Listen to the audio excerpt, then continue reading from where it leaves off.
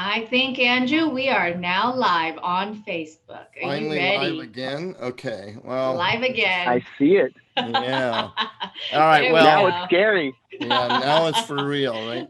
All right. Well, I just want to welcome everyone to Escrow Tuesdays. We are at episode 17. My name is Charles Swanberg with 17. Caimeiju and my co-host sidekick here, Narhee Nguyen with Tower Escrow. Is that right? Did I get that right? That is on point. All right. Well, we have our guest here below, special guest, straight off the golf course after an amazing score of, I believe, 67 or 68 on 9 holes. Anyway, we have the Andrew Peters from Atlanta. Welcome to the show, Andrew. How are you doing? Hello, how are you? I Thanks for should call having you. me. I should just call you Andy. So, yeah, tell us a little bit about My yourself. friends call me Andy. Oh, is that right? Just tell us a little bit Uh, about yourself. We'll talk shop later, but tell us the beginnings uh, of Andrew and your journey here to the U.S. and everything. it started way back in 1980. I was a little Taiwanese boy born on a little island and moved over to the U.S. when I was 3 years old. Started over in Chapel Hill, Durham area. Liked both UNC and Duke, which was unheard of, and I didn't know it was not allowed. So I liked them until my friends made fun of me when I was a teenager, and I realized I had to choose one. Um, but moved over to Atlanta when I was 9 years old. Been in Atlanta ever since, with little pit stops in Providence, Rhode Island, and I was in Paris for about 8 months. Wow. But other than that, I've grown up in Atlanta, do business in Atlanta. Very comfortable here. Wow. Cool. Well, glad you came over. What was the reasoning for coming to America? Was it did your family have business or aspirations in the United States or family already? Yeah. So my last name is Peters. People may wonder about that. It's because Oh yeah. my father is actually my stepfather. Married my mom when I was 3 and moved us over here. So um, that was part of the reason. And funny story to that is that, how little kids don't see color. I didn't realize that he wasn't my real father for until I was like a teenager. Yeah. but So but you yeah, so so you didn't have so that Luke Skywalker, Darth Vader moment, until much later, huh? yeah, I yeah, am your yeah, yeah. father. Okay. Yeah, so that's why we moved to the U.S. Gotcha. Ah, Wow. that is good. So I heard you like to eat and maybe cook. Yeah. I was a chef for 10 years prior to being getting into real estate, so definitely like to eat. I love cooking. When I'm sober, I do a pretty good job of cooking. When I'm not sober, I usually burn stuff and make Mix and everything match. dry. So Well, that leads us to our big question. So now you're in real estate. What brought you into real estate after 10 years of cooking? honestly, my wife hates this story, but she told me to. She I I've I never I heard that listened to before. her. Wow. she she straight up was like, you know what, Andy, we're not gonna open a restaurant for you. She was in corporate, so she was like, I've worked hard for my money. We're not gonna, sink money into a black hole of a restaurant. So you should get out of it and go into real estate. So we after a brief discussion, we I went and got my real estate license. Honestly, it also coincided with a timing when my parents wanted to sell their house. So I told them, hey, if I get my real estate license, you want me to list your house? And they said, sure. And I failed miserably at it and didn't sell it, but they would decided they wanted to keep the house anyways. So never, didn't sell my first listing and didn't get a commission on it, but learned some stuff, and the rest is history, as they say. Well, you weren't going to charge them anything anyway, right? I no, of Well, we'll course leave that not. in. Okay, sure. Interesting, right? That's always that painful thing, right? It's always when you you find out some relative or a good friend lists a property with somebody else. You're like, oh, it's just like a dagger, man. It's just Yeah, killer. yeah. Usually I just stop talking to them. Oh, Okay. gosh. Silent treatment always does the job. Ooh. Well, all right. So you're doing the real estate thing, and give us an idea right now of now that, you know, I know we've talked before about your team setup and how you went through a few revisions of that. Yeah. So real estate wise, I started a team about probably 8 years ago. Grew up from one agent to, at one point it was 8 or 9 agents.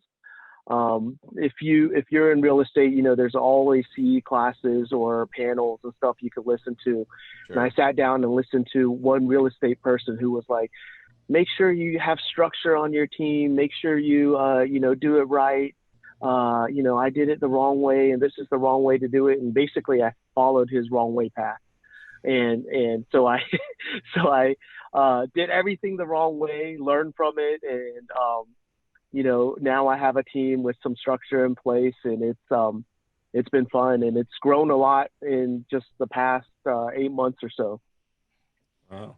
Well, and that is awesome. To get that chance to do it again. Now I realize having teams is difficult. Sometimes you train all your agents to basically say, all right, now I got everything. What do I need you for, Andy? See you later. And teams kind of come and go sometimes. But it's tough when you have low inventory, sometimes in some markets, and you got 10 people on your team to keep them busy. Sometimes it's not a problem. So I definitely warned them against it. I'm still friends with a lot of my ex team members, but I also go after their friends now. So like one of my ex team members, right after the real they left, Andy coming out here. I tell my team currently, I tell them the story. One of my team members, they left, and I worked with their ex-boyfriend, within a month, and sold them a flip house. And another one of my ex team members left. Look out, and 2 years later, I was able to work with his cousin. So, I will definitely. I'm nice to my team. If you're not on the team, there's no boundaries. I mean, Narhee, did you imagine this guy sitting at a dinner table and ordering all this fun food? Easy-go-lucky guy. He's got the. I do it with a smile. I still like you. I'm sorry. I love it.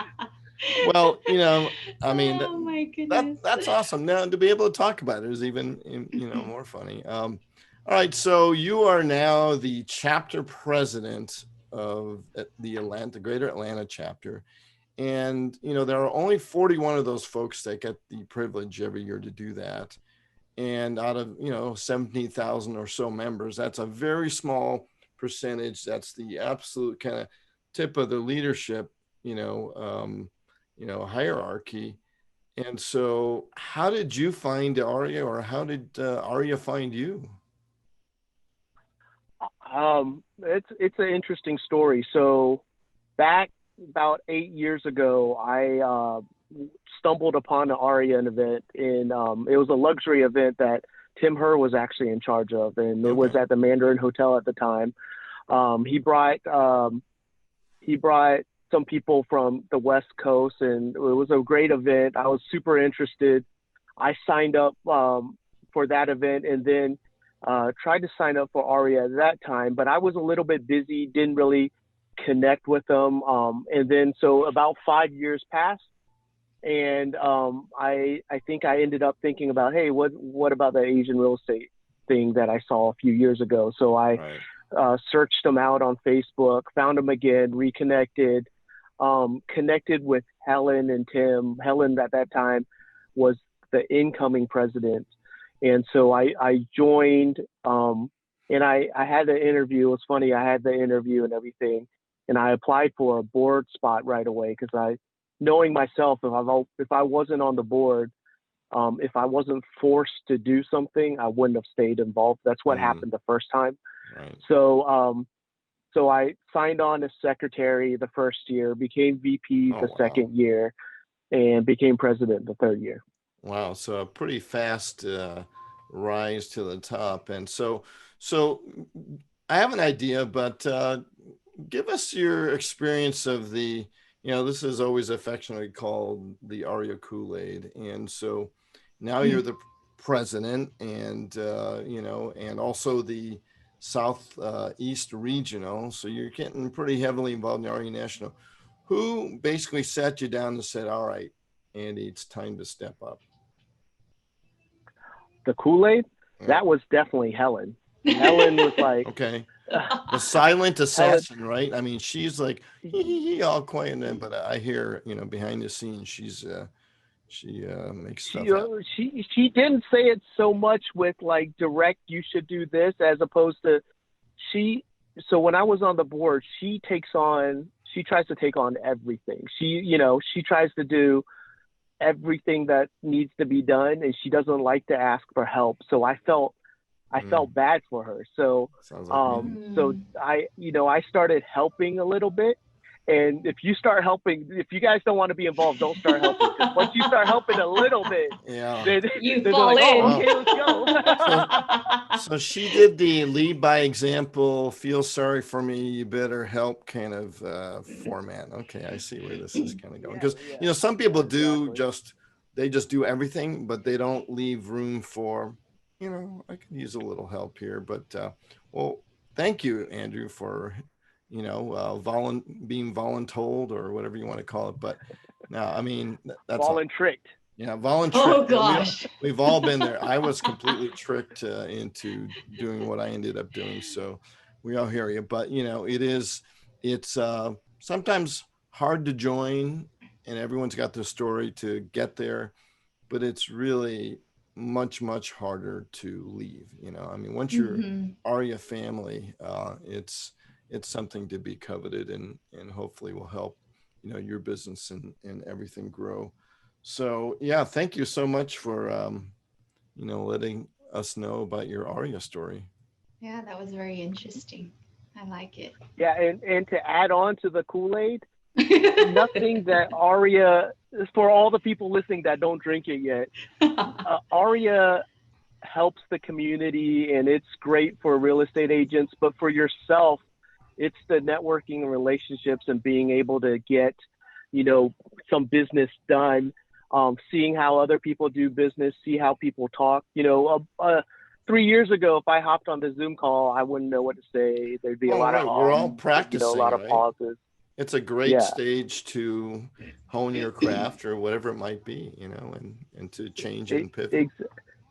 Exactly. And there's actually, I didn't know it until I became president, but there is some, benefits of being president. So like people respect it, and which I didn't know. And then so like it leads to other things. So like this past weekend, I was able to sit down and moderate an interview with Andrew Yang. I don't know how often we get to sit down with past presidents, but I was a little bit nervous, but I think I did pretty well. And a lot of it was, sitting up on a panel at Global Luxury Summit and stumbling my way through, or talking super quick because I didn't know what to say. Right. But it gave you at least a sense of comfort, right? And we've got actually a section on that one at the end. I've got a special slide. But no, it does give you, like I said, practice and experience. I mean, we started this as kind of a joke, and it was a great way to just say, this is the reality here in 2020 and beyond. So might as well just start it. So, leading to amazing or even crazy opportunities like, moderating with Andrew Yang. I mean, he was a serious presidential candidate, the first Asian one. So that's super awesome. Yeah. A lot of experiences. Yep. So now that you have a team of 10 at Keller Williams, you must have so many crazy stories in real estate that you can share with us. Any crazy? My craziest story was way before I had a team. So this was during, the down years, a lot of foreclosures. It was early, might have been 2010. And I was showing a house to this one little Asian girl over in Stone Mountain, which is, it has some older homes. So I showed her foreclosed 1905 colonial kind of looking house. And it was beautiful with a double front porch. And we go up in there and we get the lockbox and open the door. And it was a Gone with the Wind bed and breakfast. So there's literally, Gone with the Wind pictures everywhere. The people that foreclosed just left the house one night. So the pots and pans in the kitchen, half-made beds, and so they just disappeared. So it was already a little creepy with the Gone with the Wind theme. And when we walked in the door, we stepped inside and started walking around, and you hear the scratching inside the walls. Oh no! And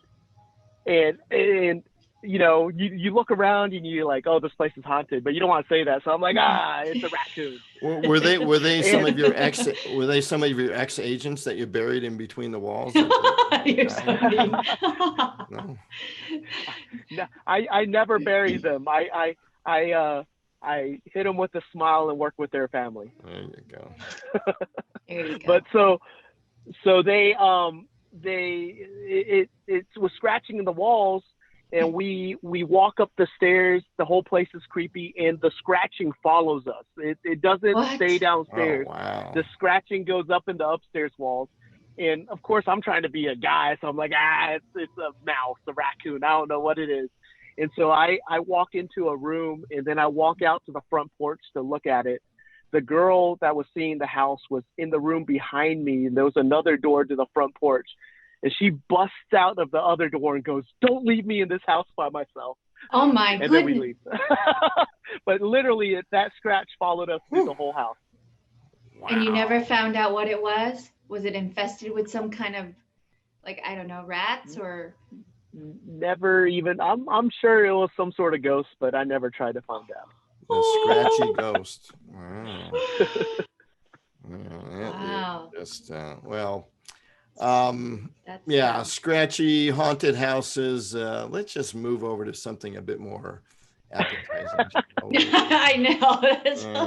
Let's just go to do something. Maybe we could do something else. So let's see what we got here.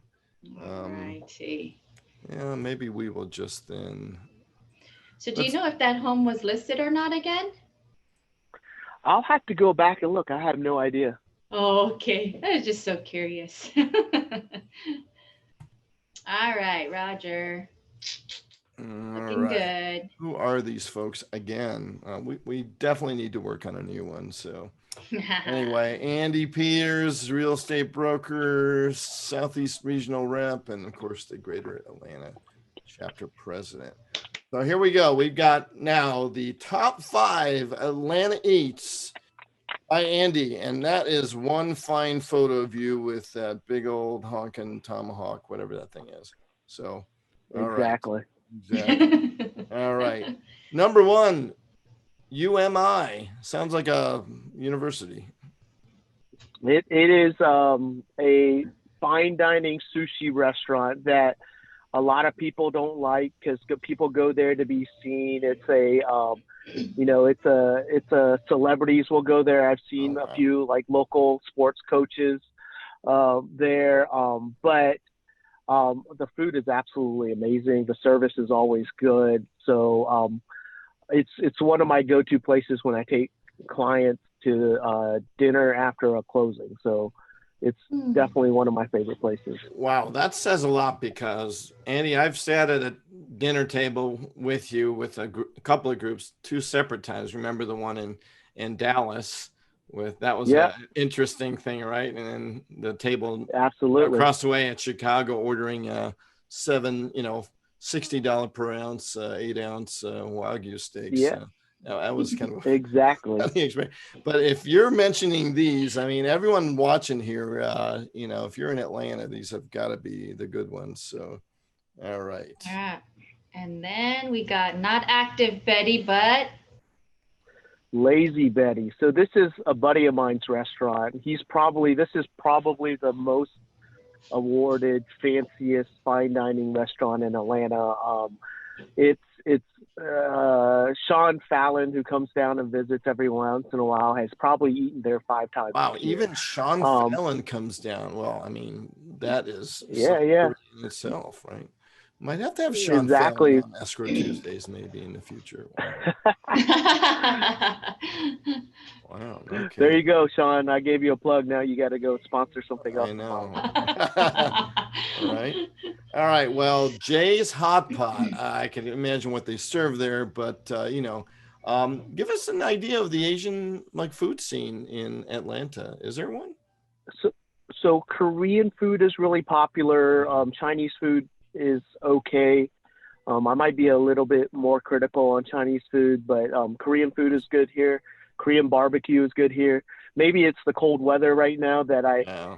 I chose Jay's Hot Pot because it's very good.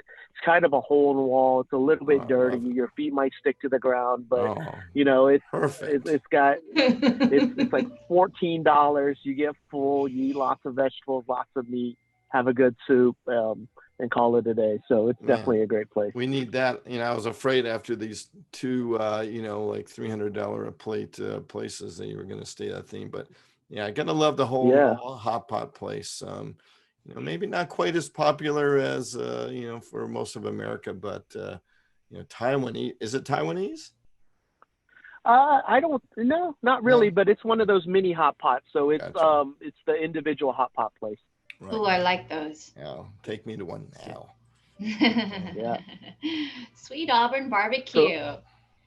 Sweet Auburn Barbecue, it's actually owned by the same family as Lazy Betty. They're buddies of Oh. mine from college. He started a food truck and just had this idea of doing a barbecue restaurant. And they've grown. They've won awards in the Southeast and in Atlanta. They're super involved with the community. They all the time come up and support Areaa when we want to do, Oh, that's awesome. food drives for Frontline. So, but their food is amazing. They have dinosaur bone that looks a little bit like that tomahawk that I'm holding. Chicken wings are delicious there, and they've got kind of a Asian flair to their barbecue. So it's Cool. excellent stuff.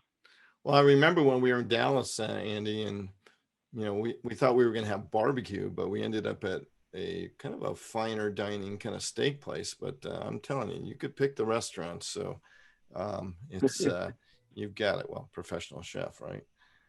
Okay. Well, we've got the Momonoki Ramen. Yeah, so another college buddy of mine, all my buddies ended up cool. opening restaurants, but he has a Except couple you, restaurants the in chef town. of 10 years, right? Exactly. I probably got scarred from it. But so Momonoki is a excellent ramen. It's not a chain place. They have those cool little Japanese sandwiches too, that like the egg sandwiches and stuff like that. Perfect. And then they have the fancy kind of trendy pastries, where you have a croissant with some sort of purple glaze on it and stuff like that. And they have a cool outdoor bar. So it's a great place, laid back. Again, I hit you with 2 fine dinings, and the rest of them are just, normal, great, delicious places. Yeah, I could use some of that right now. No, the down-home cooking, the izakaya kind of style thing, small plates. Yep. It's always so cool. All right, I am starving, but we must go on. So we've got a special slide for you. This is, make sure you can see this, Andy. We have a little quiz for you since you were a, Areaa celebrity chef for 10 years. We have what's called mystery meat. Are you ready, Andy? All right. I am ready. Are you ready? So here we go. Kind of basic, cow 101 here. Where's what? But here we go. All right. You got to tell me what shows up on the screen and what type of mystery meat this is. All right. You ready? Okay. All right. Gee, this is an easy one. Come on now. Tomahawk steak, ribeye. There you go. Very good. Very good. Number 2. So generic. Are you trying to smell it? Yeah, I'm trying to, touch it, see how tender it is. Feel it. Maybe it's sirloin. Well, think of the shape a little bit. it's kind of marbled for a New York strip, Yeah, no, but I could definitely be not a wrong. New York strip, but maybe it's tri-tip. Well, that's what it is. It is. Okay. You got all right. All right. Well, I give it to you. It was a little harder to see. All right. Number 3. Those are just beef ribs. Yeah, short ribs. Short ribs. Yeah. Yeah. Yeah. Okay. All right. It's not camel ribs and it's not lamb or yak ribs. All right. Well, it's an easy one. Come on now. New York strip. Yep. There you go. Decent marbling on that one, right? Not bad. It is, but it doesn't have that big like sinewy piece through the middle, Right. Okay. like your tri-tip. Yeah, exactly. That's kind of that center vein that you get there, right? All right, moving on. Was that a top round? I think it's more of a flank, but yeah, close enough, I guess. Okay. Are you making Andy move closer and closer to the phone? Yeah, no. I know. No, this one is bigger. The tri-tip got me. Yeah. All right. Number 2. Oh, come on. This is so easy. T-bone, which is a combination of your your strip steak and your tenderloin.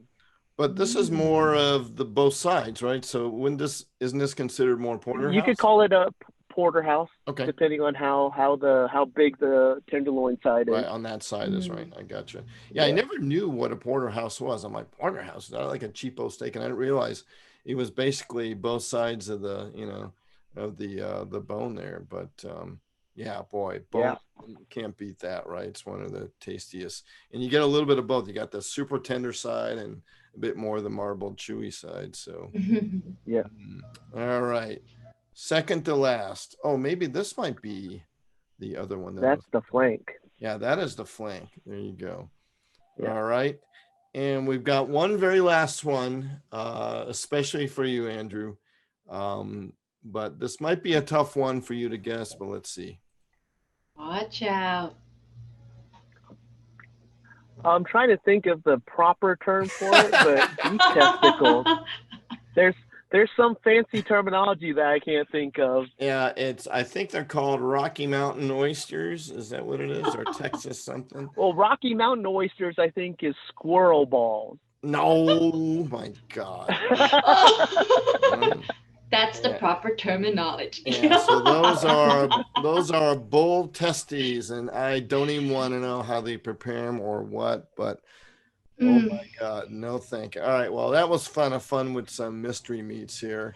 Yeah, good job, Andrew. Upcoming next, we got Seti Manachi from Vancouver chapter. We're going to be happy to have her featured, and then we go all the way back from Vancouver to the other side of the coast with the upcoming Priska Lee from the Northern New Jersey chapter. So some fine guests coming out. We got a whole lot more.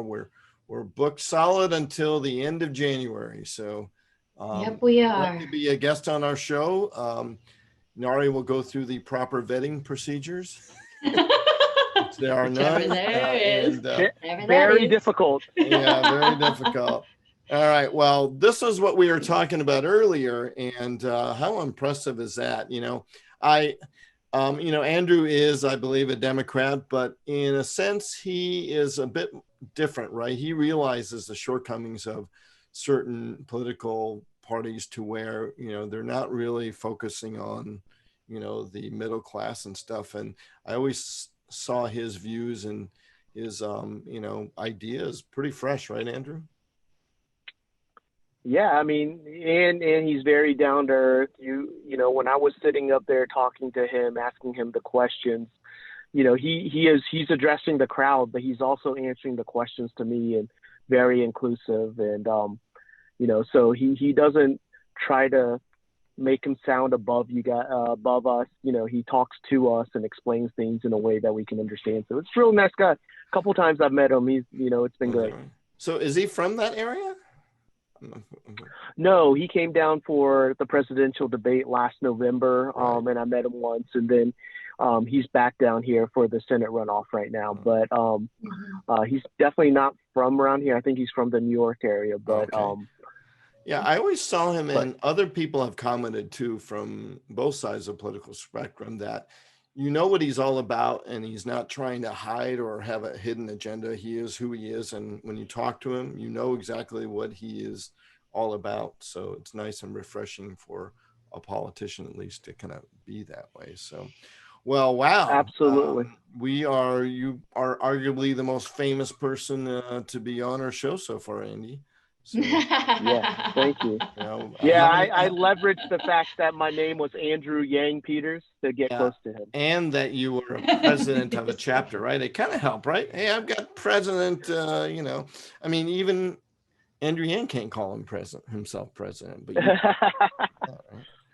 all right. Exactly. Well, my kids think I'm president of the U.S. There you go. That's all you need. Hey, if you see us on Facebook or on YouTube, please hit subscribe or like us. I don't know why. Maybe we want 1 million followers and monetize this and make 400 grand a year, but probably not. But at least, you know, we're trying to help us out and showcase some fresh and some upcoming Areaa leaders just for fun. All right. So here's our last slide. And, you know, I couldn't help notice that you became a farmer.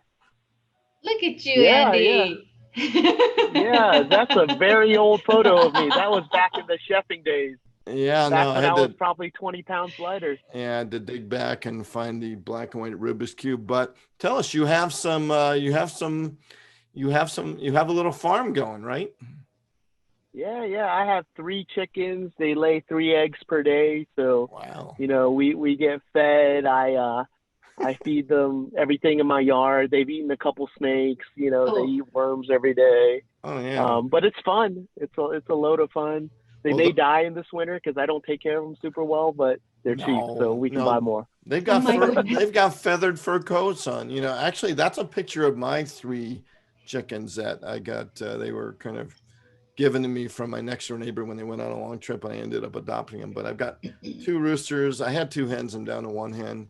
And so I don't get 3 eggs per day, Andrew. Pretty tough to get eggs out of these roosters, but it is within this day and age of technology and iPhones and, you know, the rat race of real estate, to come home and have, you know, this kind of, I don't know, a mini farm kind of thing. It is kind of fun and, you know, relaxing. No, they are fun, and they like you because you feed them. They follow you around the yard. Exactly. Not like some of the agents that you have, you know, that are so unappreciative. They have to put in a wall of some property and make them scratch out. So, it's like, hey, Andy, thank you very much for joining us. By the way, don't forget to go. I think Miami has their virtual installation coming up at 3 p.m. Eastern, so don't forget to attend that. But Andy, anything upcoming in your chapter that you'd like to plug? We just had our vote, so we have our board members in place, and we'll do the installation coming soon. All right. Miami's installation was actually at noon today, so oh wait, I thought we can travel back in time. Wait a second, noon. Did I do that backwards? Was that like at 9 o'clock then, my time? Yeah, that was at 9 o'clock your time. Oops. All right. Well, I guess it's over. Sorry, folks. Yeah. I don't know why I was thinking it wasn't the other way around. So I guess it was 9 o'clock. All right. Well, congratulations to the Miami chapter, but congratulations, Andrew, for getting tricked and stepping up to be the Atlanta chapter president and the Southeast regional rep, which is such an important position. So, hey, thank you very much for joining us straight off the golf course and with presidential candidates. And again, thank you very much, Andrew. Value our friendship, great times we've had together. It always seems to be at a pretty cool, nice restaurant too. So yeah, you just have to be prepared to gain a few pounds when you hang out with me. But thank you very much for having me. Yeah. This thing is awesome. I'm definitely going to follow. It's a great show you guys have here. All right. Well, let's give a big goodbye to, virtual land here. And again, thank you, Andy, for joining us. Thank you. Have a good one. Okay.